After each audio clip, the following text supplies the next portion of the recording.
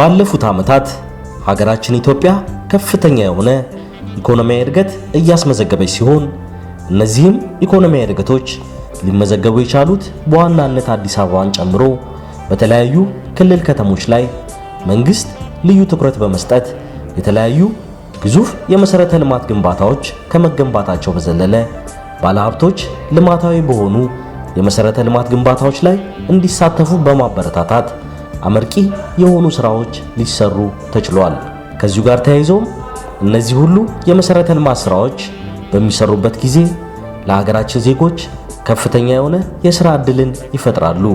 ለአንድ ሀገር ኢኮኖሚያዊ እድገት ደግሞ የሥራ ዕድል ፈጠራ አይነተኛ አስተዋጽኦ እንደሚወጣ የሚታመን ሲሆን በከተማችን ድሬዳዋ ላይ በተካሄደው አዲስ የመንግስት ምስረታ ጋር ተያይዞ ትልቅ ትኩረት ተሰጥቶ እየተሰራባቸው ካሉ ስራዎች አንዱ የሥራ ዕድል ፈጠራ ነው። በተለይም በድሬዳዋ አስተዳደር ለሚገኙ ወጣቶች ጊዜያዊም ሆነ ቋሚ የሆነ የሥራ ዕድልን በማመቻቸት ወደ ሥራ ይገቡ ዘንድ የድሬዳዋ አስተዳደር የሥራ ክህሎትና ቴክኖሎጂ ልማት ቢሮ ዘርፈ ብዙ ስራዎችን በመስራት ላይ ይገኛል። ቢሮው ባሳለፍነው በተካሄደው የድሬዳዋ አስተዳደር ምክር ቤት 3ኛ የሥራ ዘመን 1ኛ ዓመት 7ኛ አስቸኳይ ጉባኤ ላይም የድሬዳዋ አስተዳደር አስፈጻሚና ማዘጋጃ ቤታዊ አገልግሎትን እንደገና ለማቋቋምና ተግባርና ኃላፊነታቸውን ለመወሰን አዋጅ በማውጣት በቀድሞ ስያሜው የድሬዳዋ አስተዳደር የቴክኒክ ሙያና ኢንተርፕራይዞች ልማት ቢሮ የነበረው አሁን አዲስ በጸደቀው አዋጅ ላይ የአደረጃጀትና የስም ማስተካከያ ተደርጎበት የድሬዳዋ አስተዳደር የሥራ ክህሎትና ቴክኖሎጂ ልማት ቢሮ በሚል ስያሜ በአዲስ መልኩ እንዲዋቀር ተደርጓል። ይሄ አደረጃጀት መፈጠሩ በራሱ ለነዋሪው ህብረተሰብ ፍትሃዊና ቀልጣፋ አገልግሎት ለመስጠት አስፈላጊ እንደሆነና በተለይም ከዚህ ቀደም የሚተሳሰሩና በጋራ ሊሰሩ የሚገቡ ስራዎች ተነጣጥለው ሲሰሩ ቆይተዋል። አሁን ላይ ግን በአዲሱ አደረጃጀት ለነዋሪው ህብረተሰብ ቀልጣፋ የሆነ አገልግሎት ሊሰጥ በሚችልበት አግባብና የመልካም አስተዳደር ችግሮችን ሊፈታ በሚችል መልኩ የታየ በመሆኑ ጠቀሜታው በእጅጉ የጎላ መሆኑን የድሬዳዋ አስተዳደር የሥራ ክህሎትና ቴክኖሎጂ ልማት ቢሮ ኃላፊ የሆኑት አቶ ሮቤል ጌታቸው ተናግረዋል። እንግዲህ የመጀመሪያው ይሄ አደረጃጀት መፈጠሩ በራሱ እንድታውቁት ፈልገው ለነዋሪው ህዝብ ፍትሃዊና ቀልጣፋ አገልግሎት ለመስጠት እጅግ ወሳኝ ነው። ለምታውቁት የሚተሳሰሩ እርስ በርስ የሚመጋገቡና በጋራ ሊሰሩ የሚገቡ ስራዎች ነበሩ ተነጣጥለው የቆዩት። አሁን ደግሞ እንደገና መልሶ አደረጃጀቱም ሲያየው ለህዝቡ ቀልጣፋ አገልግሎት እንዴት ሊያሰጥ ይችላል፣ መልካም አስተዳደር ችግሮች እንዴት ሊፈታ ይችላል በሚል መልኩ የታየ ስለሆነ እውነት ለመናገር ይሄንን ችግሮች ፈቶ ቀልጣፋ አገልግሎት ለመስጠት ምቹ የሆነበት ሁኔታ እንዳለ የሚታሰብ ነው። የድሬዳዋ አስተዳደር የሥራ ክህሎትና ቴክኖሎጂ ልማት ቢሮ ከአደረጃጀት አንጻር ከዚህ ቀደም የነበረው የሥራ ዕድል ፈጠራ የቴክኒክና ሙያ ትምህርት ስልጠና ኤጀንሲ የልህቀት ማዕከል፣ በአዲስ መልክ የሚደራጀው የቴክኖሎጂ ኤጀንሲ እንዲሁም በቀድሞ ሰራተኛና ማህበራዊ ጉዳይ ኤጀንሲ ስር የነበረው ስራና ክህሎት ቴክኖሎጂ ልማት ቢሮ ተጠሪ እንዲሆን እንደተደረገና እነዚህ ተቋማትም በቢሮ ስር እንደሚሆኑ አቶ ሮቤል ጌታቸው ተናግረዋል። ከአደረጃጀት አንጻር እንግዲህ ከዚህ ቀደም የነበረው የሥራ ዕድል ፈጠራ በቢሮው ስር ሆኖ የሚቀጥል ይሆናል። ሁለተኛው የቴክኒክና ሙያ ትምህርት ስልጠና ኤጀንሲ እንደነበረው በዛው በቢሮ ስር የሚቀጥል ነው የሚሆነው። ሶስተኛው የልህቀት ማዕከልም በተመሳሳይ በቢሮ ተጠሪ ሆኖ ይቀጥላል። አራተኛው በአዲስ የሚደራጀው የቴክኖሎጂ ኤጀንሲ እንግዲህ በአስተዳደሩ ያለውን የዘርፈ ብዙ የቴክኖሎጂ ልማት እድገት ለማሳለጥና ለማሳደግ ያለመ በኤጀንሲ ደረጃ ተደራጅቶ በአዲስ መልክ የሚዋቀር ነው የሚሆነው። በተጨማሪም ከባለፈው ያልነበረ በአደረጃጀት ለውጥ ሲደረግ በቀድሞ ሰራተኛና ማህበራዊ ጉዳይ በሚባል ኤጀንሲ ስር የነበረው አንዱ የሰራተኛና የአሰሪው ፓርት ወጥቶ ወደ ስራና ክህሎት ቴክኖሎጂ ልማት ቢሮ ተጠሪ ሆኖ እንዲቀጥል የተደረገበት ሁኔታ ነው ያለው። የድሬዳዋ አስተዳደር የሥራ ክህሎትና ቴክኖሎጂ ልማት ቢሮ በተለይም በከተማዋ ላይ ቋሚና ጊዜያዊ ከ17000 በላይ ለሚሆኑ ዜጎች የሥራ ዕድል ለመፍጠር እየተሰራ እንደሚገኝና በዚሁ የሥራ ዕድል ፈጠራ ላይም በዋናነት ተመራቂዎችንና ወጣቶችን ተጠቃሚ እንዲሆኑ በመስራት ላይ እንደሚገኝ አቶ ሮቤል ጌታቸው ተናግረው ይህንን እቅድ በተጨባጭ መልኩ ለማሳካት ከቅርብ ጊዜያት ወዲህ በከተማው ላይ እየተገነቡ ያሉት ኢንዱስትሪዎች ትልቅ አቅም እንደሆኑና በያዝነው ዓመት በመንግስትም ሆነ በግል ተቋምና ሁሉም ሴክተሮች ላይ በተቀናጀ መልኩ የተሻለ ስራ ለመስራት ስራዎች መጀመራቸውንም የቢሮ ኃላፊ የሆኑት አቶ ሮቤል ጌታቸው ተናግረዋል። ስራ እድል ጋር በተያያዘ በዚህ ዓመት በቋሚና ጊዜያዊ 17000 የስራ እድል ለመፍጠር ነው አቅደን እየሰራን የምንገኘው። እንግዲህ በዚህ በሚፈጠር የስራ እድል ውስጥ አብዛኛው ምሩቃን እና ወጣቶች ተጠቃሚ እንደሆኑ የሚደረግበት ሁኔታ እንዳለ ታሳቢ እንዲደረግ ነው። በዚሁ አጋጣሚ አሁን ይህንን እቅድ በተጨባጭ መልኩ ደግሞ ለማሳካት አሁን ድሬዳዋ አዳዲስ ኢንዱስትሪዎች እየመጡ ነው ያሉት። እነዚህ ትልቅ አቅም እየሆኑ ነው ያሉት። ከዚህ በፊት የነበሩ ፋብሪካዎችም መልሰው ሪሃቢሊቴት እየተደረጉ እየተገነቡ ነው ያሉት። ለምሳሌ ድሬዳዋ ጨርቃ ጨርቅን መውሰድ እንችላለን። ኦልሞስት ባለፈውም ሄደን ግንባታውን አይተናል። በጥሩ ፕሮግረስ ላይ ነው የሚገኘው። በሚቀጥሉት ወራቶች እስከ 700 የሚሆኑ ሰራተኞችን ይቀጥራል የሚል ከተቋሙ ጋር ተነጋግረናል። በተመሳሳይ በኢንዱስትሪ መንደር አዲስ መሳሪያዎች የተገጣጠሙ ያለው ኤል አውቶ የመኪና መገጣጠሚያ በመጀመሪያ ዙር ብቻ 255 የሚሆኑ በአውቶ የተመረቁ ተማሪዎችን ብቻ የሚያስመረቅበት ሁኔታ ነው ያለው። በተመሳሳይ አሁን በቅርቡ ወደ ምድር ባቡር 143 የሚሆኑ ወጣቶችን ምሩቃኖችን አስቀጥረን በስልጠና ላይ ያሉት በተለያየ አግባብ ብቻ በመንግስትም በግል ተቋሙ በሁሉም ሴክተር ላይ በዚህ ዓመት ላይ በተቀናጀ በህዝቡም የሚታይ ለወጣቱም ተጨባጭ በሆነ መልኩ ይሄንን የስራ እድል ለመፍጠር አቅደን ነው እየሰራን ያለነው። ሁለተኛው አቅደን እየሰራን ያለነው ምንድነው? ገበያ ተኮር የሆነ የቴክኒክና ሙያ ትምህርት ስልጠናዎችን መስጠት ነው። ይሄ ነው ቤዚክ ጉዳዩ። ገበያው ምንድነው የሚፈልገው? አሁን እኛ ማምረት ያለብን ማሰልጠን ያለብን ከዚህ በኋላ ገበያው ላይ ያለውን ፍላጎት ነው እንጂ ከገበያው ላይ ያለው ፍላጎት ውጪ የሆነ ተማሪዎችን በማምረት ስራ እድልም ለመፍጠር አስቸጋሪ ይሆናል። ስለዚህ እሱ ለየት በደንብ አጠናክራል። በድሬዳዋ አስተዳደር የሚገኘው የድሬዳዋ ኢንዱስትሪ ፓርክ ለስራ እድል ፈጠራ ልዩ ትኩረት በመስጠትና በመስራት ከድሬዳዋ አስተዳደርና ከድሬዳዋ ዩኒቨርሲቲ ጋር በጋራ በመሆን የስራ እድል ከመፍጠር አንጻር ባሳለፍነው ዓመት 2000 ለሚሆኑ ዜጎች የስራ እድል እንደተፈጠረና በያዝነው ዓመት ደግሞ 1000 ለሚሆኑ ዜጎች ተጨማሪ የስራ እድልን መፍጠር መቻሉን የድሬዳዋ አስተዳደር ኢንዱስትሪ ፓርክ ስራ አስኪያጅ የሆኑት አቶ ካሚል ኢብራሂም ተናግረዋል። በዋናነት ከአስተዳደሩ ጋር ከዩኒቨርሲቲ ከምናምን የተመረቁ ተማሪዎችን ወደዚህ ገብቶ እንዲሰሩ በተለያዩ ነገሮች አፓረንትሺፕ ጭምር እዚህ ጋር እንዲወጡ ከዩኒቨርሲቲም ጋር ከአስተዳደሩም ጋር እየሰራን ያለነውና በዚህ መሰረት ያው ከአንዱ ኢንዱስትሪ ውስጥ የሚሰራበት የስራ እድል ፋብሪካዎች ውስጥ የስራ እድል መፍጠር ነው። ይሄ አንዱና ዋነኛው ነው ማለት ነው። እንግዲህ አምና ላይ 2000 ሰራተኞች ነው ያለን ብለናል። በዘንድሮ ደግሞ 1000 ጨምሮ ወደ 3000 ሰራተኛ አካባቢ ሆነዋል ማለት ነው። አጠቃላይ የድሬዳዋ አስተዳደርን ልማትና እድገት ለማፋጠን ቴክኖሎጂ አይነተኛ አስተዋጽኦ እንደሚኖረው ይታመናል። በዚህ መሰረት የድሬዳዋ አስተዳደር የስራ ክህሎትና ቴክኖሎጂ ልማት ቢሮ ለዘርፉ ልዩ ትኩረት በመስጠት አጠቃላይ የቴክኖሎጂና የኢኖቬሽን ስራዎችን በበላይነት የማስተባበር አዳዲስ ፈጠራዎች እንዲበረታቱ የማድረግ ተቋማት የሚሰጡት አገልግሎት በቴክኖሎጂ የታገዘ እንዲሆንና ወጣቶችም በቴክኖሎጂና ኢኖቬሽን ላይ እንዲሳቡ የተለያዩ የፈጠራ ውድድሮችን ከማዘጋጀት አንስቶ የቴክኖሎጂ ካፌና ፓርኮችን ለመስራት መታቀዱንም አቶ ሮቤል ጌታቸው አስታውቀዋል።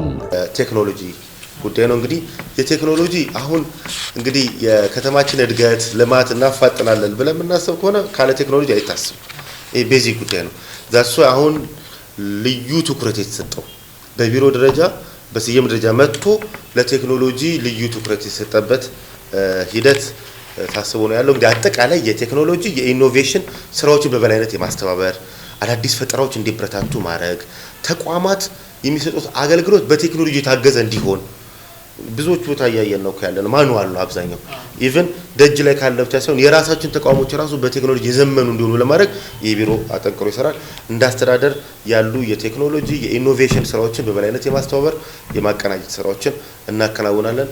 ወጣቶች በቴክኖሎጂ በኢኖቬሽን ላይ እንዲሳቡ የተለያዩ የፈጠራ ውድድሮችን የመስራት ኢቭን የቴክኖሎጂ ፓርኮችን በቀጣይ ያሰብን ያለን ድሬዳዋ ላይ የቴክኖሎጂ ካፌ የቴክኖሎጂ ፓርክ እንደዚህ በመሆን ወጣቱም ሞሮፍ ወደዚህ ጌጅ የሆነ ቴክኖሎጂዎችን እየተላመደ የሚሄድበት አይነት ሂደትን ተከትለን ነው። ስለዚህ ትልቅ ሰፋ አድርገን አይተናል።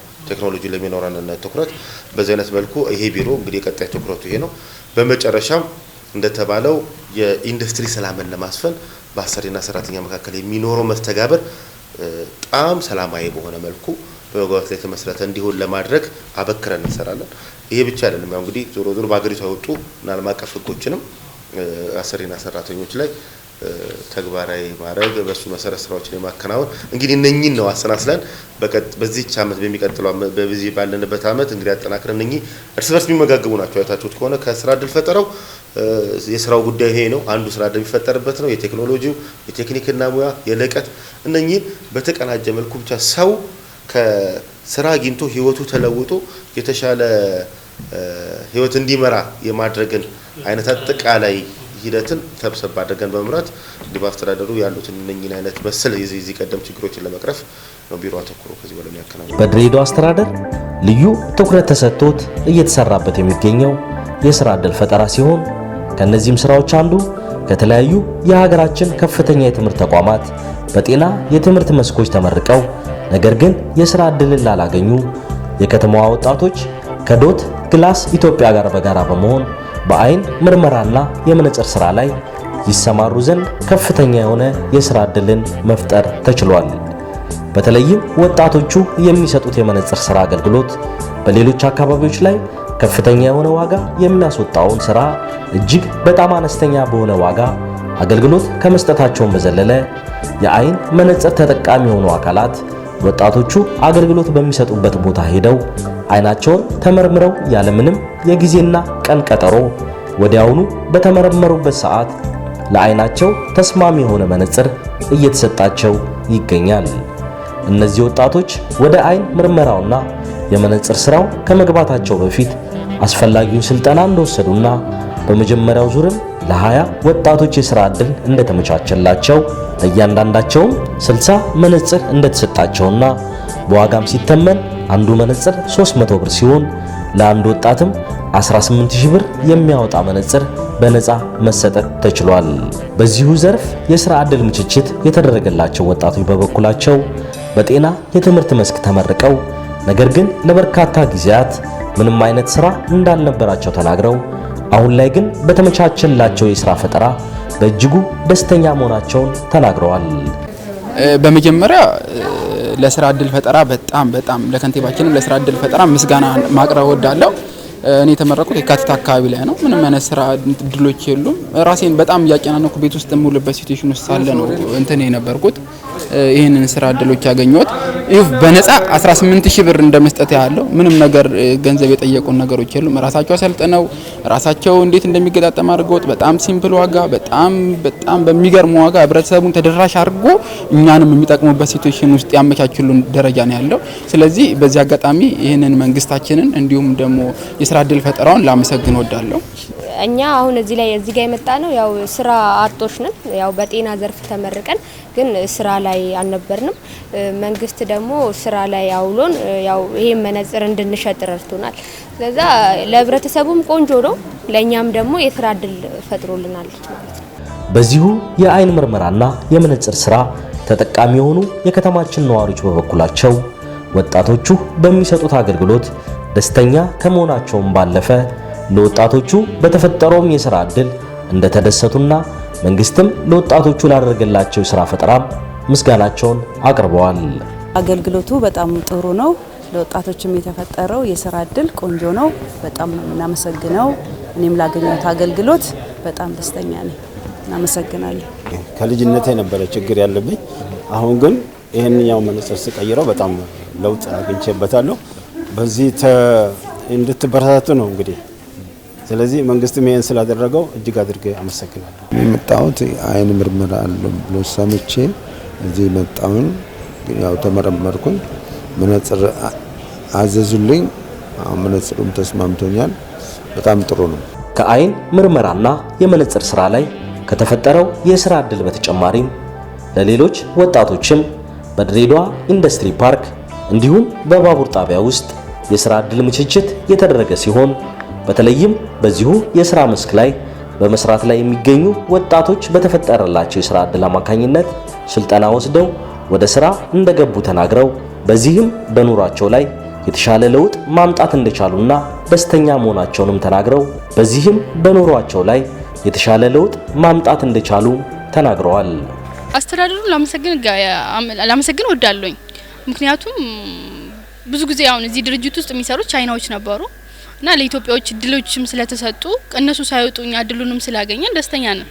ምክንያቱም ተረካቢኛ ነን እነሱ ሲወጡ እና ይሄንን ኦፖርቹኒቲ ስላመቻቸልን ከልብ አመሰግናለሁ። ያገኘሁት የሥራ እድል አሪፍ ነው። መጀመሪያ ዝቅተኛ ስራ ነበር የምሰራው፣ ደሞዙ አነስተኛ ነበረ።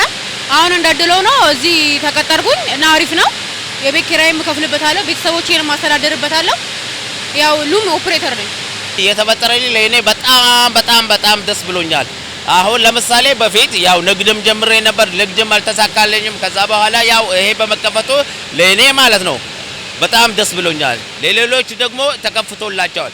ያ ወጣ ደግሞ ለስራ እንትን ሆኖ ለስራ ብዙ ኢንተረስት ካላቸው እዚህ ስራ እድል ፈጠራ ስላለ መጥተው ስራቸውን ጠይቆ ማግኘት ይችላሉ ብዬ እገምታለሁ። እኔ ጋር ታሪክ አለ፣ እኔ ጋር ጉልበት አለ፣ እኔ ጋር ተስፋ አለ። ታሪክ ያለው ህዝብ ዛሬ ላይ ቆሞ ነገን ያያል። አዎ ሀገሬ የታሪክ ማሳያ መስታወት ናት። ከአያቶቼ የወረስኩትን የእውነት አዝመራ ትውልድ እንዲማርበትና ታሪኩን ጠብቆ ታሪክ እንዲጽፍ እኔ ዘንድ ያለውን መልካም ፍሬ አወርሳለሁ። የሀገሬን መልካም ታሪክ አስጠብቄ ጉልበትን ከእውቀት ጋራ አዛንቄ ለኢትዮጵያዬ የተስፋ አድማስ ጉዞ ዘብ እቆማለሁ።